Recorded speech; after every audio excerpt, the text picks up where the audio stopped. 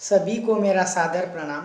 मैं प्राध्यापक राजेश खरडे, कला वाणिज्य एवं गृह विज्ञान महिला महाविद्यालय जलगांव महाराष्ट्र से। आज मैं आचार्य महावीर प्रसाद द्विवेदी और सरस्वती पत्रिका इस विषय पर सेमिनार प्रस्तुत कर रहा हूँ। 1900 से 1920 तक का जो काल है वह नवजागरण के रूप में माना जाता है। इस युग में महान प्रवर्तक के रूप में महावीर प्रसाद द्विवेदी को माना जाता है।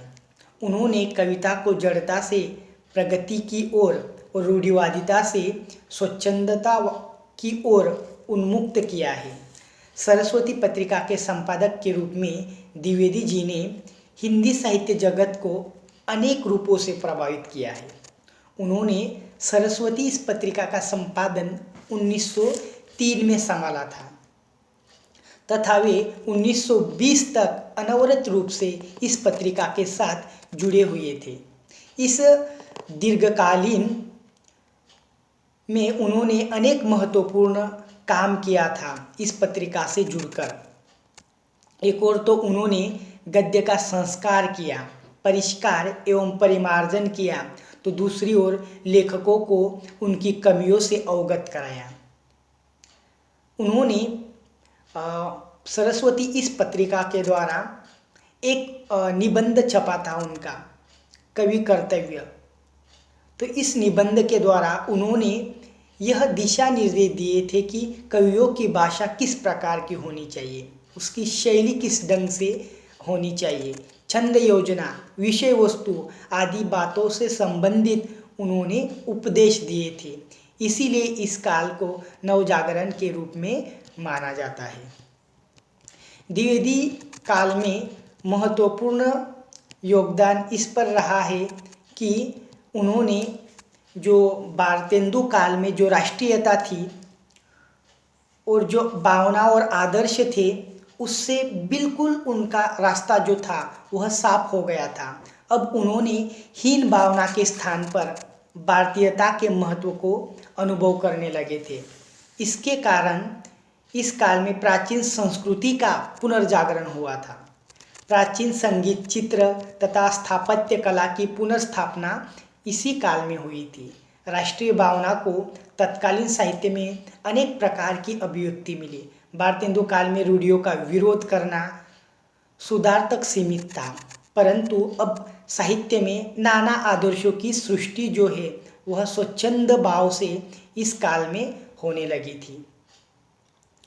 साहित्य में ऐसे पात्रों को स्थान मिला जो शताब्दियों से उपेक्षित थे।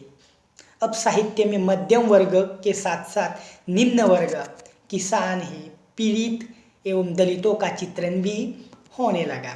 समाज